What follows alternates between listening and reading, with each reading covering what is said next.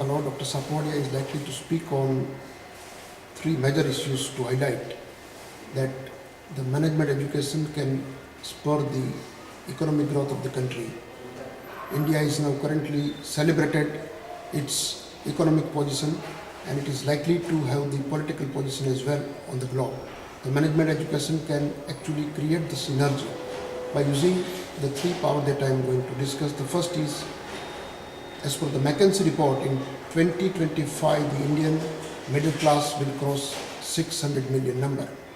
It means this large population, bigger than even the fourth largest country on the globe, will be able to make surplus for their various requirements in services and goods. They require travel, they will require education, they will require a lot of facilities and luxury items. Now this can be supplied by the multinational company, the Indian companies, but at the same time, as per an estimate of 2011 census, our Indian youth will cross the population of 450 million. Out of that, it is 300 million which is literate. Now this youth have a lot of energy. The requirement is to streamline their energy to produce the goods and services that country requires. Now this can be done by the management education.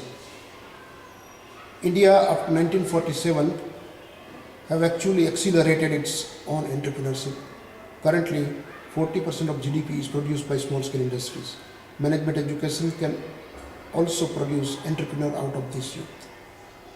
The management education is to be focused in a manner that this youth create value by applying their minds. For that, the institute's responsibility is to impart the knowledge they require. But at the same time, this knowledge is required to be applied.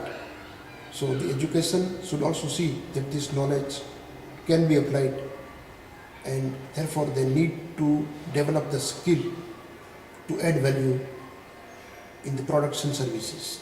If the management education make the youth capable to create value and add value, it is sure that the youth will get their value back. This will create a sustainable relation, not for the youth himself, but their family, the society and the country. And therefore, it is possible that the growth that we have achieved so far will be sustainable.